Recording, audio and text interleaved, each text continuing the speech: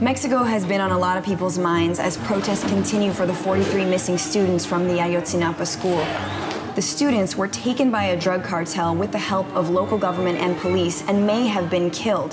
What's become all too clear is that the line between narco trafficking and government is gone, and that the drug war has failed.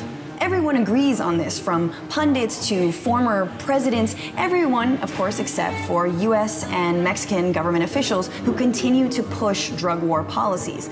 But if the drug war is being lost and hundreds of thousands of people have been killed, then why does it continue? Well, that's because someone is winning, and it's important to find out who. First, you've got Mexican drug cartels like Sinaloa, Los Zetas, and the Gulf Cartel.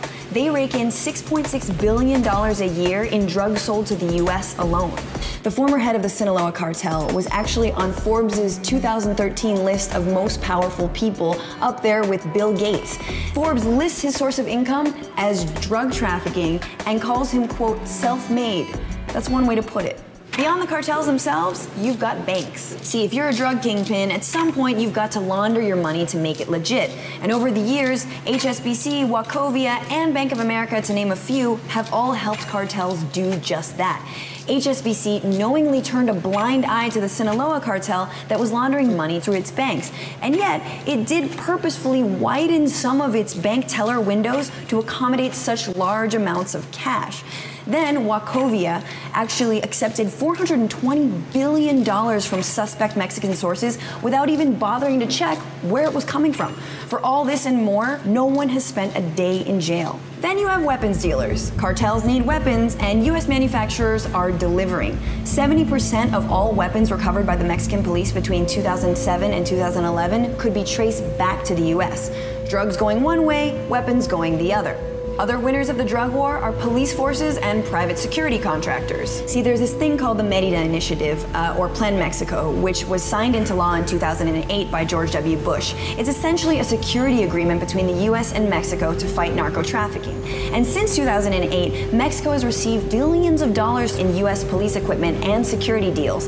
People running private prisons also benefit from an endless drug war. In the US, almost half of all federal inmates are in on drug offenses, and increasingly they're being kept in private prisons. And the laws seem designed to feed the system. In Florida, for example, having up to 20 grams of marijuana is a criminal misdemeanor, gets you a $1,000 fine, and could wind you up in jail for a year. It's good business if you run a private prison. The Corrections Corporation of America, for example, made $300 million in profit just last year. Finally, there's big business. Critics of the Merida Initiative point to Plan Colombia. Under Plan Colombia, the US promised to reduce cocaine production in Colombia by 50% in 6 years. Instead, production went up. However, a success story, according to Don Paley, who wrote this book, Drug War Capitalism, is that 52 economic reforms were passed in Colombia that happened to benefit multinational corporations. Paley and others say the Merida Initiative, like Plan Colombia, is just as much about helping business as it is about fighting drugs. And there you have it. Most people fear the drug war, while some actually turn a profit off of it. And Mexicans, for one, are saying enough is enough.